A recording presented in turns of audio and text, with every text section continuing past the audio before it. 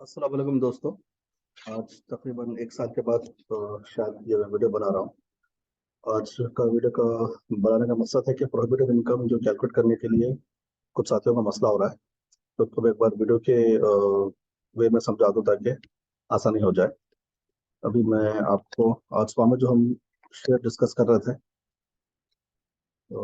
सोनोफी, इसके ताल्लुक से उसके रेशोस हम देख लेते हैं ताकि क्लैरिटी मिले। अभी मैं आपको ले चलता हूँ।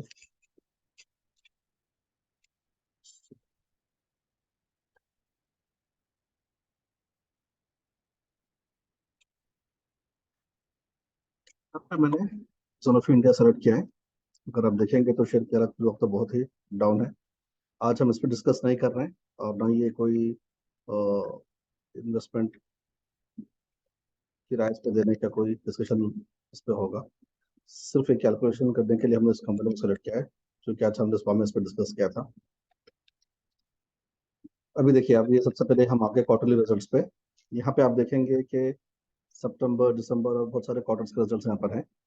और 699 आपको सेल्स है, और ये सेल्स जो है रुपीस इन करोड़ में है। एज यू नो, करोड़ में 7 सिफर होते हैं, 7 जीरोस होते हैं। तो ये जो नंबर्स हैं, 7 जीरोस के बाद वाला नंबर है 699 करोड़। वैसे ही हमारे पास हम जब एनुअल रिपोर्ट निकाल के देखेंगे तो वहाँ पे मिलियंस में होंगे। मिलियंस में 6 जीरोस होते हैं। तो आपको एक डिजिट वहाँ पे थोड़ा ज़्यादा दिखेगा और यहाँ पे कम दिखेगा।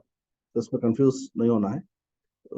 आपको इसके पहले मैं बता रहा हूँ कि एक डिजिट में आपको थोड़ा ऊपर नीचे दिखेगा annual report compare to scanner की जो प्रेजेंटेशन है उसके हिसाब से। फिर आपके पास यहाँ पे 538 के एक्सपेंसेस हैं, तो ऑपरेटिंग प्रॉफिट 161 है। इसके नीचे आपको अदर इनकम दिया गया है। फिर इसके नीचे इंटरेस्ट है। ये जो इंटरेस्ट है जीरो है। ये जो इंटरेस्ट है एक्सपेंस वाले इंटरेस्ट की बात हो रही है, जो बैंक को कंपनी पे करती है। क्योंकि ये ऑलमोस्ट डेट फ्री कंपनी है, जिसने यहाँ पे आपको इंटरेस्ट जीरो जीरो दिख रहा है। रही बात, ये जो अदर इनकम है, ये इसका अदर इनकम 16 है। इसको हम अगर एक्सपैंड करके देखें तो इसके दो हिस्से हैं। एक है आपका एक्सेप्शनल आइटम्स, दूसरा है आपका अदर इनकम नॉर्मल। जनरली आपके पास अ, अगर आप इस सनोफी को नंबर्स को देखें पिछले कुछ क्वार्टर से, तो अदर इनकम जो है बहुत ही कम आपके पास है। 17, 14, 16, 24, 15।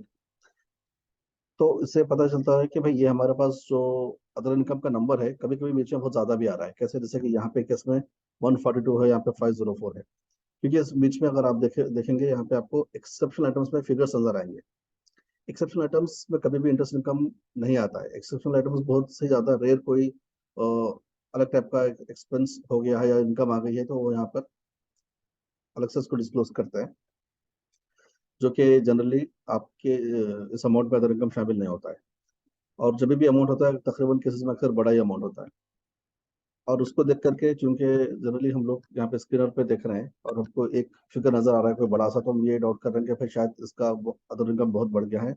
तो इसका इंटरेस्ट इनकम बहुत ज्यादा बढ़ गया है, इसकी वजह से ये प्रॉब्लम हो रहा है। या शायद ये शेयर शेयर कंपेयर ना हो, क्योंकि उसका अदर इनकम टोटल इनकम से बहुत ज्यादा जा रहा है। और एक और बात यह है कि अदर इनकम नॉर्मल जो होता है ना, उसके अंदर बहुत सारे आइटम्स दूसरे भी आते हैं। बेसिकली तो आपका इंटरेस्ट इनकम आता है ऑन डिपॉजिट से। आप किसी कंपनी को लोन दी है, किसी और को लोन दी है, तो उसके ऊपर जो इंटरेस्ट आता है वो भी इसके अंदर आ जाएगा। उसके अलावा अगर आपके पास कोई प्रॉपर्टी प्लान इक्विपमेंट है, जैसे कि व्हीकल्स हैं या कोई लैंड और बिल्डिंग आपके पास है, आपने उसको बेचा और जो बुक की वैल्यू थी इससे ज्यादा आपने प्राइस पे उसको बेचा, तो वो आपके लिए प्रॉफिट बन जाएगा, मतलब गेन बन जाएगा। वो गेन भी इसी में रिकॉर्ड होगा। या किसी किस्म का कोई आपके पास टैक्स क्रेडिट आ जाए, या फिर किसी तरीके से आपके पास कोई इंश्योरेंस का क्लेम वगैरह आ जाए, तो तमाम चीजें ये इसके अंदर फॉलो होती हैं। तो सिर्फ अदर इनकम को हम देख के ये नहीं कह सकते कि इसके अंदर सारा का सारा इंटरेस्ट इनकम है। तब कि हमारा जो थ्रेशोल्ड लिमिट है, या हमको जो कंप्यूट करना है, चेक करना है, वो ये है कि हमारा प्रोहिबिटेड इनकम, वो इनकम जो कि हलाल नहीं है, वो कितना है आपके टोटल इनकम का। ठीक है? तो अगर मैं फॉर एग्जांपल ये क्वार्टरली जून का एग्जांपल लूँ, तो हमारे पास मान के चले कि 16 हमारे पास टोटल इनकम है। सॉरी, ये अदर इनकम है। और फॉर एग्जांपल चूंकि क्वार्टर पे हमारे पास ज़्यादा ब्रेकअप नहीं होता है, जितना एनुअल ऑडिटेड रिपोर्ट्स में हमारे पास डिटेल ब्रेकअप होता है हर एक आइटम का, अ, वैसा हमारे पास क्वार्टरली बेसिस पे नहीं होता है। क्योंकि क्वार्टरली बेसिस पे ऑडिट नहीं होती है, बल्कि सिर्फ नंबर्स का रिव्यू होता है और एक मैनेजमेंट की गाइडेंस होती है, ऑर्डर्स वगैरह के बारे में बात की जाती है। लेकिन जितना डिटेल ऑडिट होती है, नंबर्स एक बारे में सर्टिफाई होते हैं ऑडिटर से, वो सिर्फ और सिर्फ आपको एनुअल रिपोर्ट में ही मिलते हैं। ठीक है? तो हम इसकी एनुअल रिपोर्ट भी देखेंगे और वहां से भी चीजें समझेंगे, एनुअल रिपोर्ट्स खोल के। लेकिन अभी ये जो 16 है, वो मान के चलेंगे सपोज अगर सारा का सारा इंटरेस्ट इनकम होता, तब भी हमारा क्या रेशो बनता। ये देखिए, ये आपके पास 16 है डिवाइडेड बाई 699, ये आपके पास बनता 2.2%। और हमारा थ्रेशोल्ड लिमिट कंजर्वेटिव, बहुत ही कंजर्वेटिव सेट पे हम 3% भी मान के चलें तो हमारा उससे कम है। तब के 5% जनरली बहुत सारे इन्वेस्टमेंट हाउसेस जो हैं, शेयर कंपाउंड के जो चेक करते हैं, 5% लेके चलते हैं। अगर हम बहुत ज़्यादा कंजर्वेटिव भी चले 3% लें, तब भी ये शेयर कंपाउंड के अंदर ही फॉल होता है। और एक और बात यहाँ पे, आप या तो 16 को डिवाइड कर सकते हैं टोटल रेवेन्यू से जो कि 699 है, या आप इसको डिवाइड कर सकते हैं टोटल इनकम से। अच्छा, ये जो सेल्स है जो 699 है, अगर आप मैं थोड़ा सा एक्सपेंड कर लूँ तो आपको दिखेगा कि भाई सेल्स कहाँ से आ रहा है। अच्छा, जैसे परसेंटेज के फॉर्म में दिया है, उसको भी रोक देते हैं। ये जो 699 है, ये सारा का सारा उनके सेल्स से आ रहा है, उन्होंने जो बेचा है उससे आ रहा है। जबकि जो 16 है दूसरे अदर वे से आ रहा है, अदर इनकम से आ रहा है, लाइक इंटरेस्ट और अदर आइटम्स मैं भी आपको बता रहा था। और हमारा फार्मूला है कि prohibited income divided by total income. तो हम डिवाइड कर सकते हैं 16 को, 699 प्लस 16 कर देंगे तो बन जाएगा 715। 715 हमारा टोटल इनकम है, और 16 हमारा अदर इनकम है। 16 डिवाइडेड बाई 715, तो ये हो जाएगा वही 2.2%। ठीक है। तो ये था आपका क्वार्टरली नंबर्स के बेसिस पे हमने देखा, लेकिन हमारे पास चूंकि ईयर एंड पे अच्छा डिटेल अवेलेबल है, तो हम चलो ईयर एंड पे देखते हैं। यहाँ पे आपको जो दिसंबर 2021 नजर आ रहा है 16 का, ये सिर्फ क्वार्टर के नंबर्स हैं, सिर्फ 3 महीने के। पूरे साल का ईयर एंड का हमको इसके नीचे वाले पेज पे मिलेगा। ये भी रुपीज इन करोड़ है। आप यहाँ पे दिसंबर 2021 पे आ जाएं, आप यहाँ पे देख रहे हैं कि सेल्स 2.9 मिलियन आपके पास है, और एक्सपेंसेस 2.1 के हैं। 762 का आपका ऑपरेटिंग प्रॉफिट है, और 564 का आपका अदर इनकम है। अगर सपोज सारा का सारा 564 को अब ये मान लें कि ये अदर इनकम है, तो अब 564 डिवाइडेड बाई 2957 कर लें सपोज, तो आपको पास 19% आपका रेशो बन रहा है, जो कि हमारे आपको रेशो से ज्यादा है। लेकिन हमको ये डिटेल में चेक करना है कि भाई 564 के अंदर है क्या क्या। जैसा मैं आपको बताया कि इसके अंदर एक्सेप्शनल आइटम्स रिकॉर्ड हो रहे हैं, तो आप देखेंगे कि बहुत बड़ा फिगर, बहुत बड़ा अमाउंट 496 का आउट ऑफ 564 यहीं से आ रहा है, एक्सेप्शनल आइटम से ही आ रहा है। तो ये एक्सेप्शनल आइटम्स हमारे पास इंटरेस्ट बेस्ड नहीं है, तो आप इसको 496 को छोड़ दें, हम सिर्फ 68 को देखें। और ये 68 भी सारा इंटरेस्ट इनकम नहीं है, हमको इसका ब्रेकअप अलबत्ता मिल जाएगा एनुअल रिपोर्ट से। हम वहां से एनुअल रिपोर्ट से जा करके हम चेक कर लें एक बार क्या निकलता है अमाउंट, फिर हम उसको आगे चल कर देखते हैं। ये हो गया। मैं अभी आपके सामने खोलता हूँ, आपको दिखाता हूँ कि एनुअल रिपोर्ट निकालते कैसे हैं। बहुत आसान है। आप नाम लिखें Sanofi India, Sanofi India annual report, बस ये नाम लिखे आप क्लिक करें। इस कंपनी की वेबसाइट यही है, इसके साइट पर चले जाएं। हर कंपनी का अलग से थोड़ा बहुत डिफरेंट होता है, लेकिन आप एनुअल रिपोर्ट्स लिखें या फिर फाइनेंशियल इंफॉर्मेशन लिखें तो आपको उसी पेज पे लेके चला जाएगा। ये देखिए, इनकी एनुअल रिपोर्ट 2021 की है, तो आप इसको यहाँ पे खोल लें। ये लेटेस्ट इनकी रिपोर्ट है, 2022 के अभी तक आई नहीं। तो अब इस पे खोल लें तो आप चूंकि मेरे को ऑलरेडी पेज खुला हुआ था, तो इसी पे लेके चला गया मुझको। लेकिन यहाँ पे आप देखें, आपको एनुअल रिपोर्ट दिखाई देगी इस तरीके से। अगर आपको दिखा देता हूँ मैं, ये रिपोर्ट में सबसे पहले बहुत ज़्यादा इन्फॉर्मेशन रहेगा शेयर होल्डर्स के बारे में, बोर्ड ऑफ डायरेक्टर्स के बारे में, और कंपनी के क्या प्लान्स हैं, क्या कंपनी फ्यूचर में करना चाहती है, कौन कौन से सेगमेंट्स हैं, किसमें वो कहाँ से प्रॉफिट कर रही है, कहाँ से लॉस कर रही है, अगर लॉस कर रही है तो उसका क्या उन लोगों के पास मैनेजमेंट का प्लान है इसको ठीक करने के लिए। बहुत सारी डिटेल्स अपने यहाँ से मिल जाएंगे। ठीक है, तो अभी मैं आगे डायरेक्टली चलता हूँ हमारे उस पर जो हम डिस्कस करना चाहते हैं। पी एल वाला पेज मैं आपको दिखाता हूँ।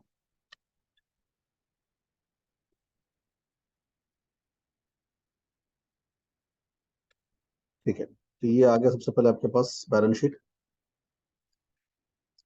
थोड़ा सा ऊपर कर देती हूँ। नहीं, एक सेकंड। ठीक है, ठीक है। ये आपके पास बैलेंस शीट है, आप बैलेंस शीट देख रहे हैं यहाँ पे। और हमारे पास जो सनोफी की है, यहाँ से भी इसको कंपेयर किया जा सकता है। तो हर फिलहाल चूंकि आज पीएनएल डिस्कस करना है, तो मैं आपको पीएनएल पे लेकर चलता हूँ। ये हो गया आपका statement of profit and loss account.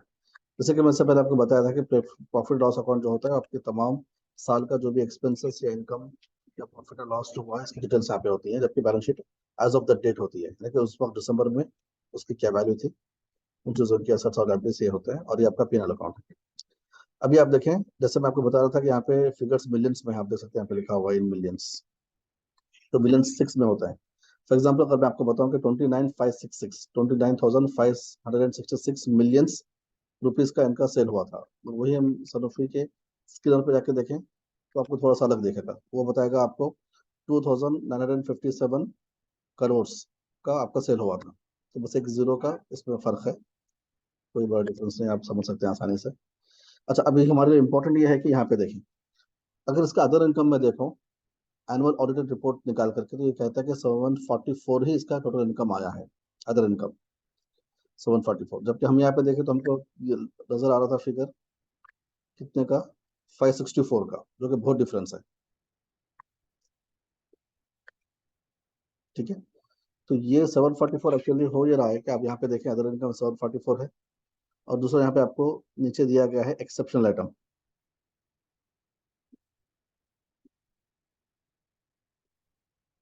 Exceptional item अगर देखेंगे तो row number, sorry, note number 48 के अगेंस्ट आपको मिलेगा 4892।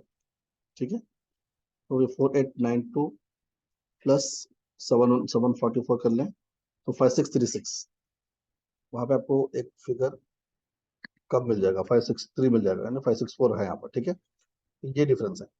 और इसमें स्पेसिफिकली हम जाके हमको अब ये ढूंढना है कि भाई ये नोट 28 में 744 का ब्रेकअप मिल जाएगा, हम नोट 28 पे चलते हैं। ठीक है, पहले बैलेंस शीट के नोट्स आएंगे, सब बैलेंस शीट के आइटम्स की डिटेल्स होगी, फिर इनकम स्टेटमेंट के नोट्स आएंगे, हमको नोट नंबर 28 पे जाना है। ठीक है, मैं यहाँ पे आ जाऊँ, नोट नंबर 28, ये देखिए, यहाँ पे आपको नजर आएगा ये अदर इनकम है। अब आपको पता चलेगा इसमें इंटरेस्ट कितना है। ये कह रहा है कि बैंक डिपॉजिट के इंटरेस्ट आया है 360 million, loans to fellow subsidies, इनके दूसरे जो कंपनी से उनको लोन दिया था उसके ऊपर जो इंटरेस्ट आया वो 271 है, और किसी और जगह से इंटरेस्ट नहीं आया था, उसमें जीरो है। फिर भी कुछ रेंटल इनकम्स हैं 1 मिलियन के, फिर एक्सचेंज का जो मुनाफा हुआ है, फायदा हुआ है, वो 5 का है। फिर जो उन्होंने एसेट्स वगैरह बेचे तो उसके ऊपर 66 का फायदा हुआ। फिर दूसरे और छोटे मोटे इनकम जो है 41 का है। तो ये 744 में से अगर मैं देखूँ तो 360 प्लस 271, 631, सिर्फ 631 का इनके पास इंटरेस्ट इनकम है। ठीक है, और अगर मैं देखूं टोटल इनकम कितना बनता है इनका, इनका अपने सेल से आ रहा है 29,566 प्लस अदर इनकम से आ रहा है 744। बस टोटल इनकम इसी को ऐड करना है, वो एक्सेप्शनल आइटम वगैरह को ऐड नहीं करना है। तो ये बन जाएगा आपका 30,310। ठीक है, 571 मेरा टोटल इंटरेस्ट इनकम था, डिवाइडेड बाई 30310, तो ये बनता है हार्डली हमारे पास 1.8%। यानी कि हमको जो नजर आ रहा था प्रीमियर फेस से, ऐसी फेस पे देखने से, कि भाई ये तो 564 डिवाइडेड बाई 2.9, यानी कि तकरीबन 23-24% बन रहा था। हम जब उसको अंदर जाके देखते हैं तो हमको यहाँ पे पता चलेगा कि भाई ये तो सिर्फ 1.8% है, 1.9% है, यानी कि आपके 2% से भी कम है। तो आपको यहाँ से चीज़ें मिल जाती हैं। तो ऐसे आपको ईयर एंड पे देखना है, और एवरी क्वार्टर आप इसकी तरफ से यहाँ पे जाके देख सकते हैं, जैसे मैंने पहले आपको क्वार्टर का बताया ऊपर। और जब कभी आपको लगे कि बहुत ज़्यादा दिख रहा है तो आप यहाँ पे देख लेंगे फिर एक्सेप्शन आइटम्स कितने आ रहे हैं इसके।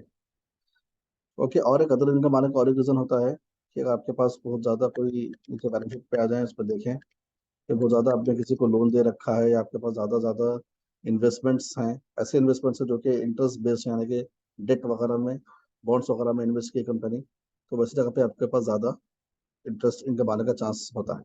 अब देख रहे हो कि उनके पास इन्वेस्टमेंट्स भी कोई नहीं, वो कोई इन्वेस्टमेंट्स नहीं करते, सब अपना सिर्फ और सिर्फ ऑपरेटिंग, उनके जो ऑपरेशंस हैं उसी पे उनका कॉन्सेंट्रेशन रहता है। ठीक है, तो ये आपको एक बेसिक सी चीज़ पता चल गई डिटेल में कैसे देखना है। तो यहाँ से एक और एक चीज़ मैं आपको दिखा दूँ, अगर आप यहाँ पे जाएं और फिर से एक बार ये देख लें कि वो 48, रो नंबर 48 में जो एक्सेप्शन आइटम बहुत बड़ा अमाउंट आ रहा था वो क्या है, 56, 37, 48,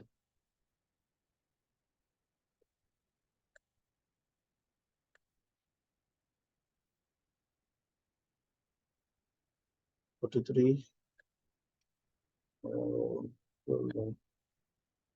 फिफ्टी टू थोड़ा सा ऊपर जाके देखते हैं 48 में क्या आया है। हाँ, यहाँ पे हमारे पास 48 है।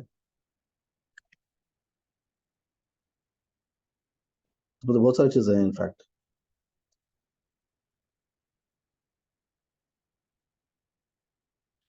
एक एक उन्होंने प्लांट बेचा और बहुत सारी चीज़ें बेची वगैरह वगैरह। खैर अभी इतने डिटेल में आने की जरूरत नहीं है आपको। मतलब एक्सेप्शनल आइटम्स को आप कंसिडर ना करें जब भी आप प्रॉफिट इनकम कैलकुलेट कर रहे हैं। इंटरेस्ट इनकम, अदर इनकम, ऐसी चीज़ें देखें। और सपोज अगर आपके पास कोई रेस्टोरेंट में आप इन्वेस्ट कर रहे हैं और रेस्टोरेंट कंपनी है लेकिन उनके साथ चूंकि वो लोग अल्कोहल भी बेचते हैं, अगर आपके पास अल्कोहल का अलग से ब्रेकअप इसमें मिल जाएगा, उनका अल्कोहल से कितना कमाया है और दूसरे आइटम से कितना कमाया है, अगर वो अल्कोहल का इनकम उसके अदर इनकम के कंपेरिजन में देखें और उसको टोटल इनकम से डिवाइड करें और 3% से बढ़ के आ जाए, तो वैसे कंपनी से भी इन्वेस्ट नहीं करना चाहिए। जनरली होटल्स वगैरह में आप अच्छा खासा रेवेन्यू आता है अल्कोहल से, तो वैसे शेयर्स को अवॉइड करना ही बेहतर होता है। तो ये था चंद बेसिक चीज़ें एक पर्टिकुलर शेयर को लेकर के मैंने बताई। ऐसे मैंने जोमेटो में जाके डिटेल में अदर इनकम में देखा था। तो यहाँ पे इसका इंटरेस्ट इनकम चूंकि 3% से बढ़ के नहीं बन रहा है, लेकिन वहाँ वहाँ पे आई थिंक कुछ 8% के आसपास बन रहा था जोमेटो के केस में। इसलिए मैंने कहा कि अभी वो शेयर कंप्लेंट नहीं है। तो ये एक्चुअल जिम्मेदारी होती है उन ऐप्स चलाने वालों की जो कि शेयर कंप्लेंट शेयर्स की लिस्ट आपको देते हैं। तो उनका काम ये होना चाहिए कि वो प्रॉपरली उसको फॉलो करें, एवरी क्वार्टर बेसिस पर अपडेट करें। वरना फिर एक शेयर शेयर कंप्लेंट से नॉन कंप्लेंट में चला जाएगा और पता भी नहीं चलेगा। और अगर किसी के पास शेयर कंप्लेंट से नॉन कंप्लेंट में चला जाता हो, तो उसके लिए ये है कि अगर उसका कैपिटल उसको बराबर मिल रहा हो जो उसने इन्वेस्ट किया था, तो आप फौरन से एग्जिट हो जाएं और उसका कोई प्रॉफिट ना लें। अगर आपको सपोज आपने एक शेयर 200 पे लिया था और वो जब 230 पे था तब तक तो सही था, और 230 के बाद वो आपको लगा कि भाई ये शेयर नॉन कंप्लाइंट हो गया है और वो उसके बाद 250 पे चला गया, और आपको पता चला जब जब आपने देखा आपका प्राइस 250 चल रहा था शेयर का, तो आप उस शेयर को 250 पे बेच दो, क्योंकि आपका कैपिटल तो 200 इंटैक्ट है और 230 तक भी आपका प्रॉफिट सही है, जायज़ है। उसके ऊपर जो 20 का एक्स्ट्रा आएगा वो आपको चाहिए कि चैरिटी में खैरात कर दें, वो उसको प्रॉफिट आप नहीं ले सकते। क्योंकि आपको जब पता चल शेयर जब नॉन कंप्लाइंट हो जाए, आपको पता चल जाए, फिर आपको उसका प्रॉफिट नहीं लेना चाहिए। अगर सपोज आपने 200 में शेयर लिया था और अब वो गिर के नीचे 180 सपोज चला गया है, तो आप चाहे तो उसको एग्जिट कर दें या चाहे तो अपना कैपिटल आप प्रॉपर प्रोटेक्ट करने के लिए उसको रख सकते हैं। और जब 200 आपके पास वो शेयर पुराने वाले प्राइस पे आ जाए, तो फिर आप उसको बेच के निकल सकते हैं। वैसे केस में आपको कोई भी अलग से चैरिटी देने की या कोई उसको प्यूरिफिकेशन करने की जरूरत नहीं पड़ेगी। तो ये चंद चीज़ें हैं। अगर किसी ने ऑलरेडी जोमेटो में लिया हो, अगर अगर ऐसा हो कि किसी ने ऑलरेडी लिया है, तो आप चेक कर लें क्या प्राइस पे लिया था, अब क्या है। तो अगर किसी को कुछ पूछना हो इस मामले तो मुझसे पूछ सकते हैं। ये थी चंद बेसिक चीज़ें प्रॉपर्टी इनकम को लेकर के। मैंने इससे पहले भी जब फर्स्ट टाइम वीडियोस बना रहे थे तो मैंने अपने पॉइंट्स बताए थे ये, लेकिन शायद अभी लोगों के जहन में ना हो। अभी मैंने इसको फिर से एक बार रिवीजन के हिसाब से बनाया है, बताया है। तो एक बार आप इसको चेक कर लें और एक बार खुद प्रैक्टिस कर लें। किसी और आपके पास दूसरे आपके पोर्टफोलियो में जो शेयर्स हैं एक बार उनको भी निकाल के रीचेक कर लें, और एवरी क्वार्टर एक बार चेक करने की आप आदत डाल लें। आपको खुद आसानी से ये कर सकते हैं। कोई बड़े इसमें रॉकेट साइंस नहीं है, कोई बड़े बड़े कैलकुलेशंस नहीं है, सिंपल कैलकुलेशन है। फिर भी इसके अलावा भी आपको कुछ डाउट हो कभी भी आप मुझसे पूछ सकते हैं। और बहुत सारे दूसरे पॉइंट्स भी हैं जो आपसे डिस्कस करना है। अगर वक्त के हिसाब से इंशाल्लाह कुछ और नए शेयर्स वगैरह आइडेंटिफाई करके फिर हम इंशाल्लाह फिर मैं आपको उसके ताल्लुक से इन्फॉर्म करूंगा। अगर इसका आपको कुछ डाउट हो तो आप मुझे बताएं। तो आई थिंक ये मेरे ख्याल से क्लियर होना चाहिए, क्योंकि ज़्यादा सिंपल है, ये कोई ज़्यादा मसला नहीं है। फिर भी बाज़ लोगों के लिए कुछ कंफ्यूजन हो सकता है, तो आप आसानी से फील फ्री टू कॉन्टैक्ट में। जज़ाकल्लाह खैर, शुक्रिया।